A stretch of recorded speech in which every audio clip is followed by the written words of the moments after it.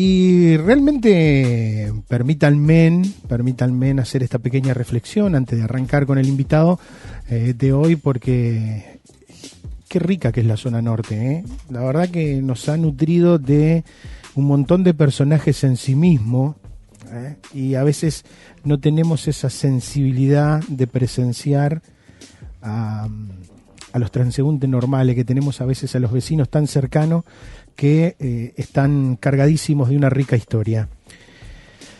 Buenas tardes, bienvenido Jorge Jesús, ¿cómo estás? Bien, buenas tardes. Arrímese más al fogón. Así es un gusto, con el sol del día, con un día lindo. Calorcito. Sí. Y estas tardes invernales que tienen un perfume muy particular en sí misma, ¿no? Sí, porque son las flores que anuncia el alba. Uh-huh. Y Morrison nos decía muy suelto de cuerpo que la promesa de eternidad no nos contenta tanto como vivir el alba. Uh-huh. Y cantaba y lo escribía vivir el alba. Vivir el alba.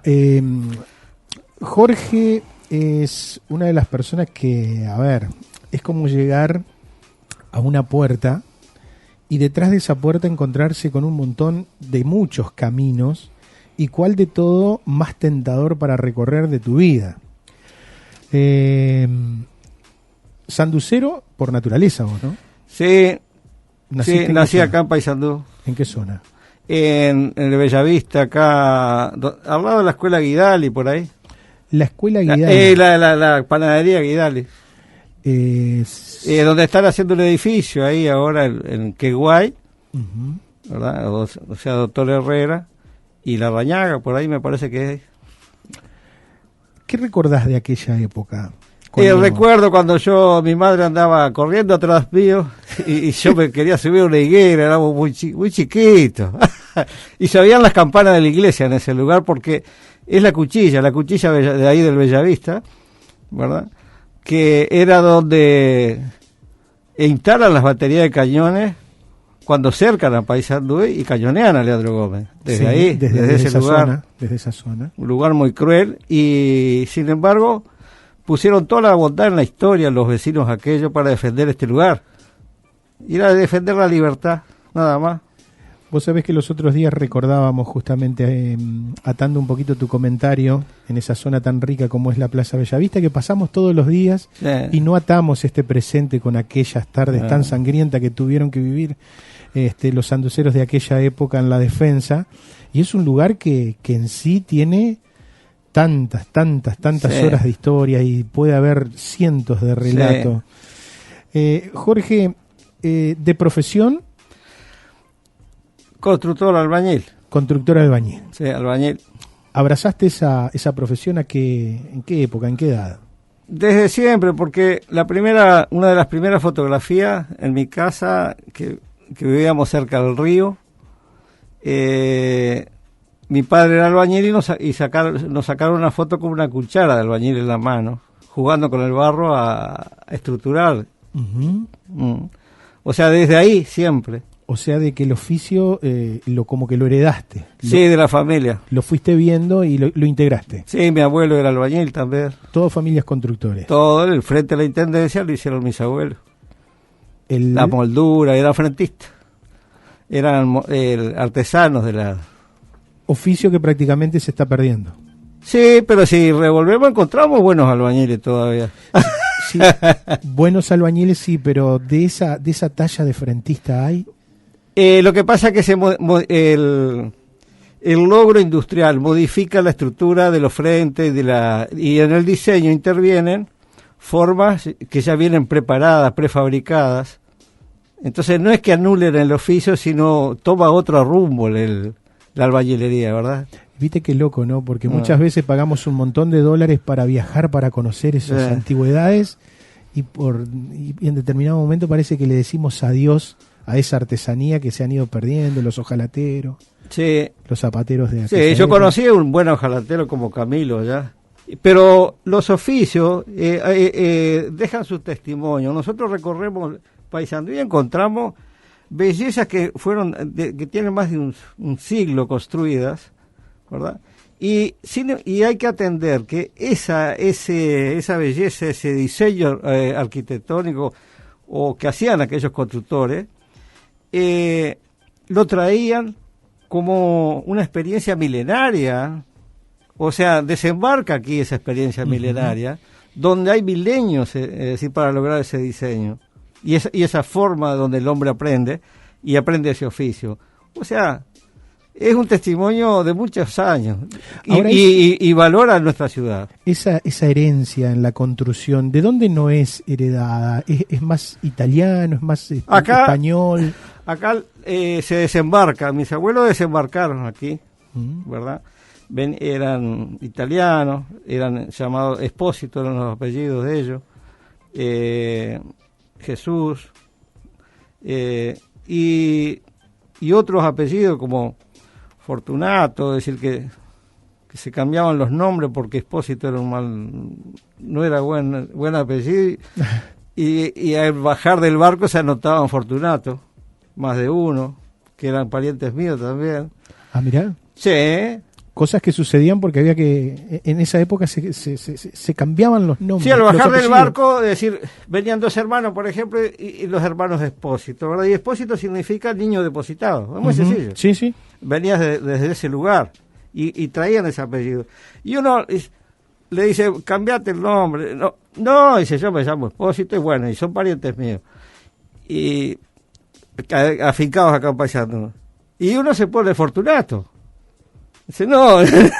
Y bueno, y mi parienta, ¿verdad?, que tiene ese apellido también, glorifica la picardía del abuelo, ¿verdad?, de ella. Pero eran correntadas migratorias que traían paz a Paysandú. Y ganas de laburar. Ganas de laburar, paz, eran artesanos, apenas sabían hablar algunos, es decir, y coordinaban el encuentro entre otras colectividades que venían en esa migración, y se vivió en paz. Y te digo, se vivió porque esa paz se rompe cuando matan a David Fren. Es decir, de esas colectividades de migrantes, ¿verdad?, que traen toda la cultura de Paysandú, se rompe ese encuentro pacífico ahí. Porque se rompe la convivencia. La convivencia entre diferentes. A las 3 de la tarde, a una hora como ahora con el sol, frente a su trabajo, es decir, en el lugar heredado de la familia de David. De toda una vida. Sí, lo matan por la espalda. Sí. Con consignas tan extrañas como que no existen aquí. Y lo asesinan. ¿Y yo por qué le digo esto? Porque estamos hablando de la construcción de esa convivencia, que vinieron los trabajadores a hacerla. Exactamente. Vos sabés que antes de que vos entraras, yo leía una declaración que había hecho la ministra Muñoz en relación a que nosotros aquí en el Uruguay ya tuvimos un atentado por antisemitismo, como fue justamente que le costó la vida a un hermano social, digo, realmente, porque David era un tipo recontra querido por la sociedad toda. Buenísimo. Sí. Y yo ¿sabes por qué te hablo de esto? Porque nosotros éramos albañiles del padre de él, de don Jacobo. Un personaje en sí mismo. Sí. Un hombre que era comerciante. Totalmente. Y la sociedad necesita al comerciante, necesita al albañil, al mecánico, al aviador, al técnico informático, al hablante por este micrófono. Por este micrófono, gracias. Nos necesita a todos. Y nosotros le hicimos la casa a David, donde se instala con su familia ya de cerca del 90. O sea, puedo hablar de él porque le hice la casa, y siempre un hombre con una sonrisa a flor de encuentro. Y si no tenías un mango, te daban un vaquero a crédito, pero te ibas con el vaquero. Y en ese momento, en esa tarde tan gris, se rompe. Te agradezco realmente que hayas hecho ese análisis tan fino, que lo tenés, justamente los tipos que tienen la capacidad de la pluma y de esa inspiración poética de darse cuenta de algunas cosas que realmente a veces los burros ciudadanos no prestamos atención. Y después te voy a traer a tu recuerdo otro ejemplo que vos hiciste un escrito y yo realmente lo dije, pucha, cómo los ojos de Jorge ven otra realidad. En ese momento vos decías de que se rompe esa tranquilidad de convivir entre diferentes creencias, entre diferentes pensares. Y también una vez me hiciste pensar muchísimo y detenerme cuando se pretendía aquí en Paysandú instalar un casino. Y vos te vas a acordar, capaz, aquel momento, cuando vos hacías una reflexión en que cómo puede venir el capitalismo o el negocio no tan limpio del dinero y que conlleva un montón de otras cosas que se entrecruzan al lado de dos escuelas, de un colegio, de donde formamos maestros. Y en aquel momento dije, sí, epa. Es una comunidad educativa. Hay cerca de 3.000 muchachos, es decir, que están en la universidad. Y en el centro de eso, y puerta a puerta con esa comunidad, no podemos poner un lugar que si bien es cultural, ¿verdad? Porque el juego es cultura también, porque es humano, ¿verdad? Pero tiene ciertos elementos, es decir, que son de vidriera adentro, ese tipo de instalación. Y, en fin, no nos queda bien. Yo creo que no. O sea, que un poquito, unas cuadras más allá... Era eso, pero te lo traje al presente porque fue un momento que me hiciste reflexionar muchísimo con esas notas. ¿Estudiaste, me dijiste, en qué escuela? Bueno, mi padre no era propietario y era albañil, o sea, era dueño y propietario de su fuerza de trabajo, de ese aprendizaje de artesano, de albañil, y vendía su fuerza de trabajo a cambio de un salario, siempre. Era un finalista de primera. Entonces, nos mudábamos siempre. Ah, mira. Y por eso fui a la escuela, empecé en la escuela 2, ¿verdad? Con Albertina estaba ahí, una maestra de primero, una de las mejores, ¿verdad? De Paysandú y de la historia, porque escuchó a Gardel ella, acá. ¿Ah, sí? Y le encantaba hablar cuando vino Gardel al Florencio, ¿verdad? Y ella estaba ahí con sus 15 años y se acordaba y siempre pintaba la sonrisa a Gardel, ¿verdad? Y bueno, Albertina fue esposa de Basterrica, de Julio fue profesor mío en el liceo también, pero bueno, y ella era una maestra que le decíamos la changa, le decía a la gente, los amigos, y Albertina siempre, nos quisimos mucho siempre, ¿verdad? Con Albertina. O ella me quiso siempre, y yo también, como maestra. Y luego en la escuela 1, allá abajo donde está la casa aquella en la avenida Brasil, hermosa casa, ¿verdad? Y después en la escuela 42, en otra mudanza, y ahí continué, ¿verdad? Y en el tercer año de escuela, ahí hicimos una redacción, me acuerdo, sobre la primavera, ¿verdad?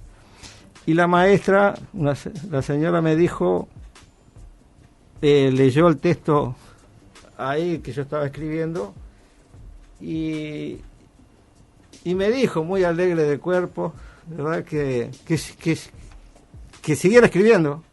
Ahí me dijo. Notó que había cierta... ¿Le gustó? Cierta pasta, como se suele decir, los guris utilizan hoy eso. No sé, y ahí ese fue el primer recuerdo de escritura, ¿verdad? Y en la escuela 1 tengo el mejor recuerdo del comienzo de la lectura, ¿verdad? Había puesto la maestra un texto en el pizarrón y ella buscaba que nosotros dijéramos que sabíamos ya leer. Y yo leí esa frase, levanté la mano y leí, pero no me acuerdo, contenía una flor esa frase, y no me acuerdo más después, siempre la ando buscando. Vas a tener que hacer una regresión. Sí, y de ahí que sí, pero es continuo, porque el amor a la patria se identifica con el amor a la infancia. Y había un francés que decía que la patria es la infancia. Es decir, es lo que va contigo durante toda tu vida. Y bueno, a ese lugar perteneces, al lugar de tu infancia. Por eso recordamos decir la infancia con mucho cariño. Y me dijiste de esa maestra que sin lugar a duda te marcó porque la recordaste, son de esos nombres que no se te olvidan nunca más. ¿Tuviste la posibilidad de estudiar a nivel secundario? Sí. Sí. Yo salíamos de la escuela y nosotros íbamos a laburar. Uh-huh. Sí, como... A los 13 años. Sí. Aprendí de un taller, 5 años, y me anoté en el trabajo, y de noche al liceo nocturno. Y fui al liceo nocturno. También tuviste, no solamente que sos escritor, la gente te conoce, sos constructor. Sí. Algunas casas llevan el logo de la empresa, por decir de alguna manera. También sos un militante, no solamente un militante social, has sido un militante político muy muy conocido también aquí en Paysandú. Sí. ¿Recordás aquellos momentos cuando en el Uruguay vivía momentos de inseguridad desde el punto de vista de la libertad social? Sí, me acuerdo, porque nosotros éramos estudiantes.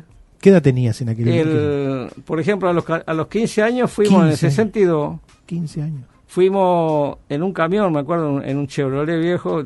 Frío pasamos a Montevideo, que se hacía uno de los encuentros de la OEA, una conferencia a Punta del Este, donde vino hasta el Che Guevara ahí. Nosotros hicimos una marcha a Punta del Este. Donde Montevideo. Hoy está el Parainfo, ¿no?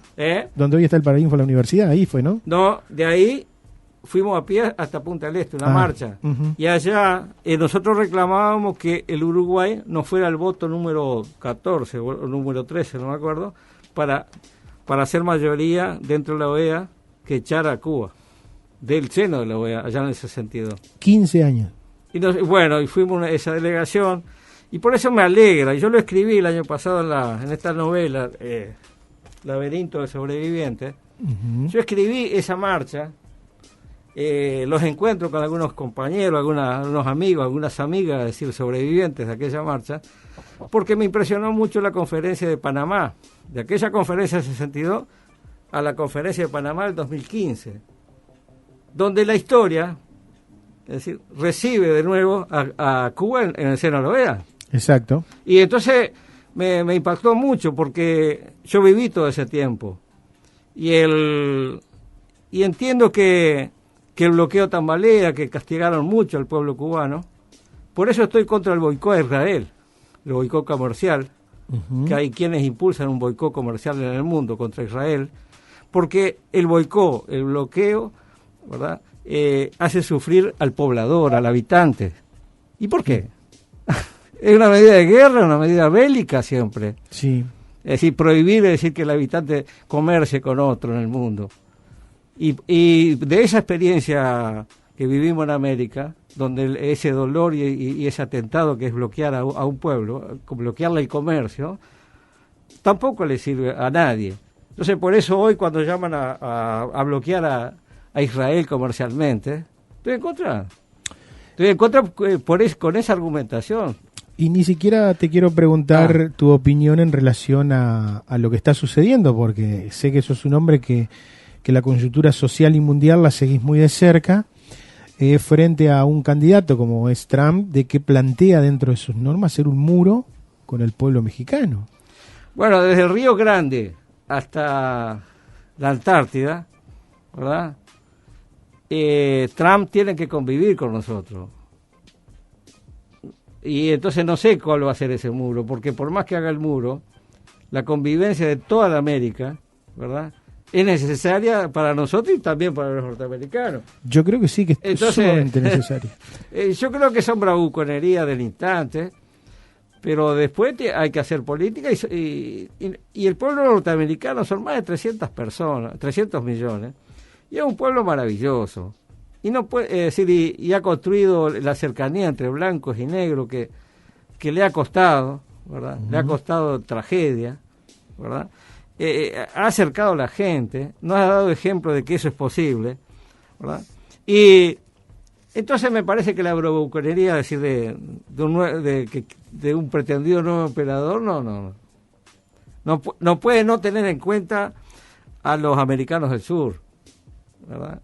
Y porque en fin, no puede convivir tampoco Norteamérica sin los americanos del sur. Y sí, porque para muestra basta un botón, suelen decir, con esta Venezuela un poco apretada comercialmente y con su único suministro como generador del Producto Bruto Interno es el petróleo, ninguna empresa norteamericana ha roto los lazos comerciales con Venezuela. No, y eso que se han pegado hasta de todos lados. Y los escritores que nos gusta leer para aprender y para escribir, tenemos en la literatura norteamericana preciosos escritores, ¿verdad? Y que nos hablan del alma del pueblo norteamericano, del alma, es decir, que nace, es decir, en el lugar donde nacía Lincoln, ahí nace la democracia, es decir, en Norteamérica, y no la pueden eliminar, porque Lincoln fue un hombre que surgió de allá desde los montes, ¿verdad? Y luego los vecinos lo eligen a Lincoln, lo eligen, es decir, y no se candidateó, lo eligen como representante de ellos, ¿verdad? En el Congreso, en aquel entonces.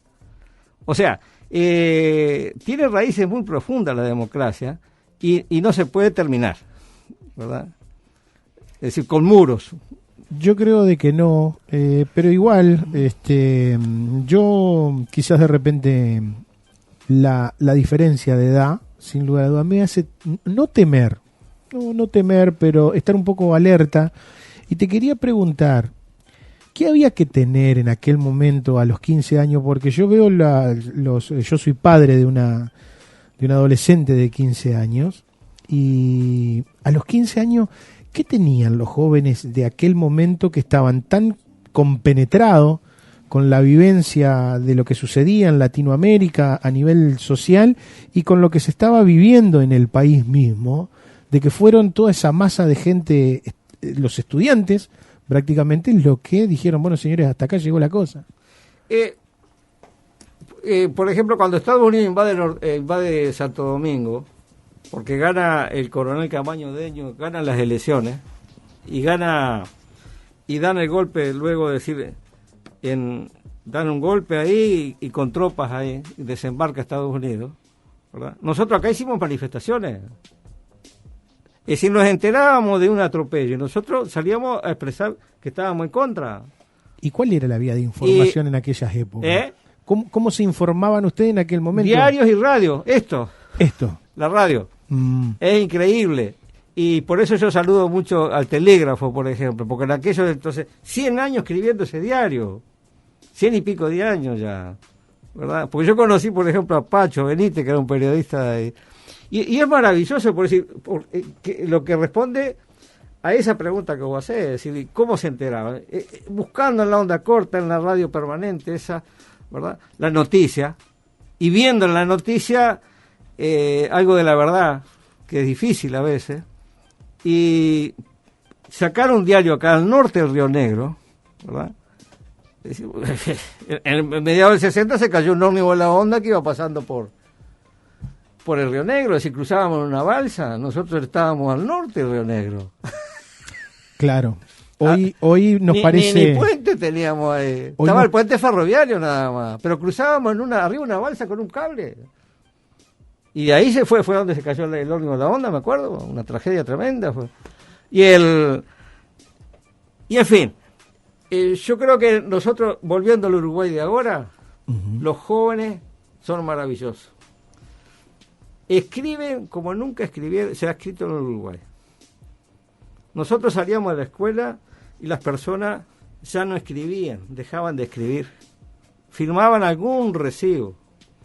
Y ahora todos los días se escribe, porque la tecnología es maravillosa, la pantalla líquida, tanto en la computadora de escritorio, la portátil o el teléfono, genera la necesidad de usar palabras, ¿verdad?, con letras.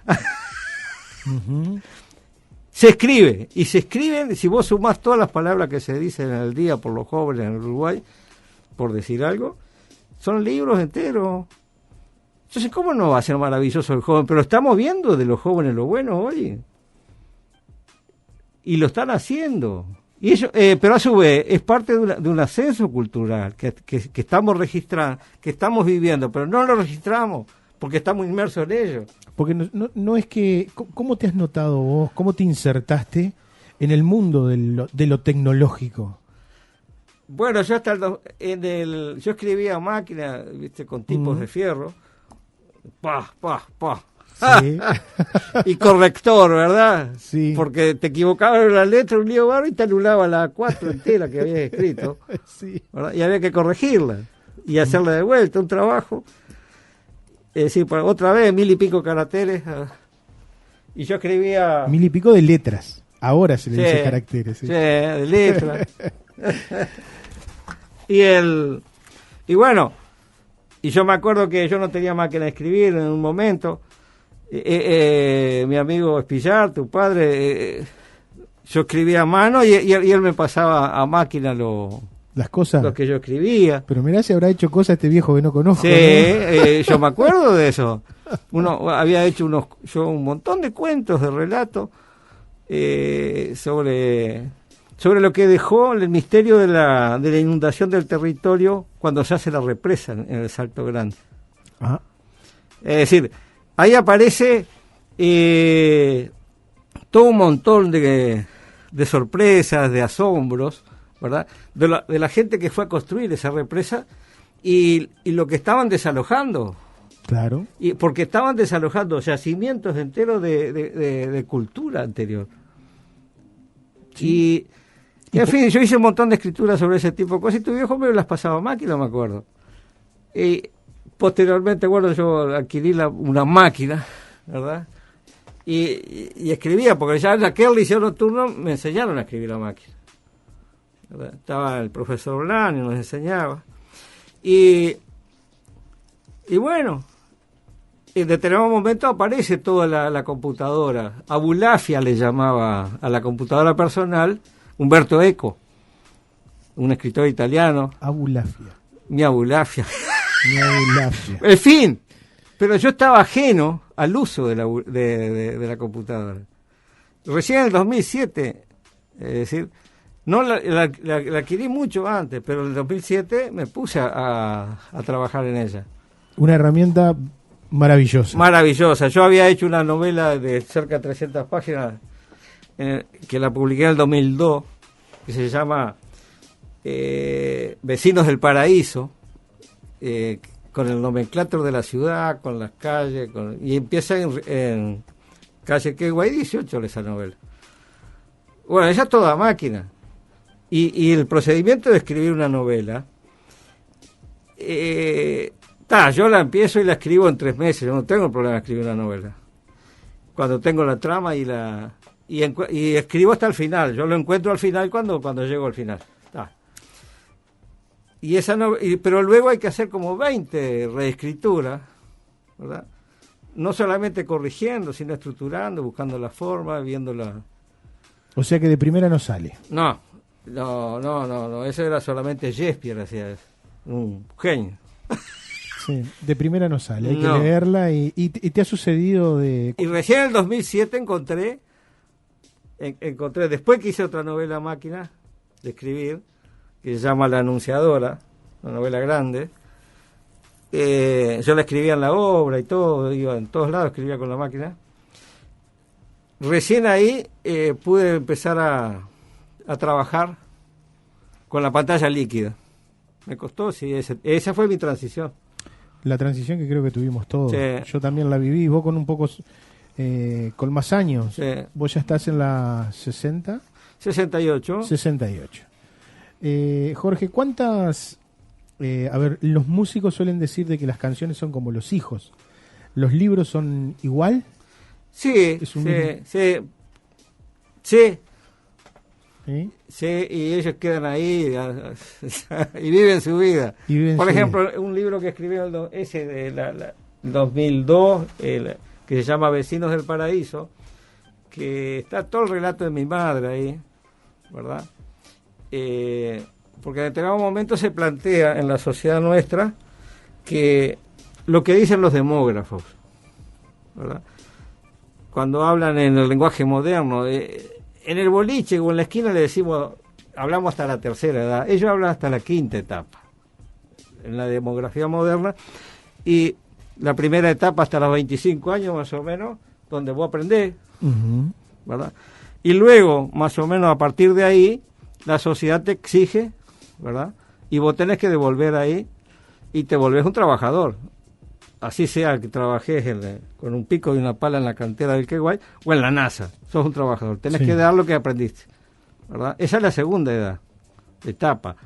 Una tercera etapa es el momento de la despedida de ese trabajo formal, donde el demógrafo ubica, según la cultura, el retiro del trabajo formal, pero no el retiro del trabajo formal, es decir, según la cultura, pero la persona sigue trabajando. Esa es una cuarta etapa, ¿verdad? Sigue trabajando, sigue haciendo, sigue buscando, ¿verdad? Que no en todos se cumple, ¿no? ¿En algunas personas se cumple o en todos? En todo, porque es difícil que la gente quede sentada a esperarla, a que pase la carroza. Sí. Es decir, entonces, siguen haciendo algo. Uno haciendo fotografía, mi tocayo hace radio cuando vos te vas, sí, por ejemplo. Sí, de mañana hace radio. Bueno, ¿viste? Sí. Y son viejas aspiraciones que después se van cumpliendo, seguir haciendo, ¿verdad? Y una cuarta etapa donde dejamos de hacer cosas, ¿verdad? Es decir, esa tercera etapa es una tercera etapa dinámica. La persona sigue interactuando, se jubila acá, ¿verdad? Pero sigue trabajando aquí o allá, o más, de una forma u otra, aprende fotografía, aprende esto, 10.000 cosas. Y esa cuarta etapa es cuando se retira del hacer muchas cosas y pasa a tener una independencia más discreta, ¿verdad? Y en esa independencia discreta, es decir, todavía tiene independencia. O sea, sale a la calle y no se pierde, toma el ómnibus, visita ciudades, vuelve, se baña solo. Se maneja por sí mismo. Claro, tiene independencia. Claro. Y luego aparece una cuarta edad, una quinta edad, ¿verdad? O una quinta etapa, donde el demógrafo ubica a la persona con... estamos hablando de la demografía moderna, ¿no? Donde ubica a la persona que ya necesita de los demás. En fin. Como la primera etapa, el de bebé. Ya está. Es un ser dependiente. Totalmente. Entonces, esa quinta etapa ya es la despedida. Entonces, en el 2002, mi madre tiene que elige, ¿verdad? Vivir en un lugar donde la sociedad la asiste, donde ella tiene cierta independencia, ¿verdad? Que es un asilo de ancianos. Ella estuvo en el asilo del Chaplin allá. Y eso nos conmovió a todos los familiares, ¿no? Como es natural. Y entonces yo hago, toda esa conmoción se traduce en la novela esa que yo hice, Vecinos del Paraíso. ¿Llevas escrito cuánto? 21 libros. 21 libros. Sí, novelas, libros de cuentos. ¿Hay alguno que... y poesía. ¿Hay alguno que sea el preferido o no? ¿O son todos por igual? No, para mí los hijos son todos iguales. ¿Sí? Los quiero todos. Sí, hay uno que es medio flojerón nomás, que lo quisiera reescribir, uno nomás, pero los demás tienen vida propia. O sea que ese no se ese salió antes de darle capaz de repente otro cierre. Sí, le faltó un poquito de escofina quizás. Ajá. A ver, parece cosa de loco, ¿no? Dice la canción. Ya llevamos casi 45. Pero volviendo a la tecnología. Dale. Es decir, una vez hicimos un encuentro de escritores en 2009 en la Biblioteca Nacional. A mí me invitaron. Bueno, yo participé y escuché a un escritor y que hablaba del Podemos, del que se puede. Después de haber escrito un libro, si lo tenés escrito, es mentira que se necesita dinero, esto, aquello. Y él empieza a sustentar esa teoría. Yo lo escuchaba, y era una persona más o menos parecida a lo que hacemos todos en Uruguay los escritores, que somos editores de ediciones de autor, ¿verdad? Pagamos nuestros propios libros, la mayoría, todos, salvo algunas personas que ya ingresan a una selección distinta, muy chica. Y este hombre decía que desde Gutenberg hasta acá cambió todo. Gutenberg es el papel, la imprenta sobre papel. Ujú. Los chinos descubren el papel, Gutenberg descubre el movimiento de los tipos sobre el papel, ¿verdad? Y sale el soporte papel, soporta las letras y las imágenes nuevas, ¿verdad? Ese es el libro y todo lo escrito. Pero aparece la pantalla líquida. Y la pantalla líquida, que es la Internet, que se resume en la Internet particularmente, gira en el mundo. Y es gratis. Y ahí se puede escribir. Y él decía que ahí podemos escribir. Sí. Es decir, porque es un soporte de letras, de imágenes, de versiones, de relatos, de música, y se puede. Y es gratis. Y de ahí que a mí yo rompo con el axioma del papel como única forma de dicción. En el 2010, es decir, recordando a ese hombre, y no me animaba, es muy costoso largarse. O sea que ya no inicias nada en papel. No, me largué a hacer un libro en Internet, pero por una casuística, es decir, que por lo general las obras salen en polémica. Ujú. Siempre la polémica define. Y el diálogo en la humanidad va a cumplir cerca de 5.000 años, 3.000 años antes de Cristo, si Platón genera el diálogo, inventa el diálogo, ¿verdad? En el Fedón, es decir, genera el diálogo y lo inventa.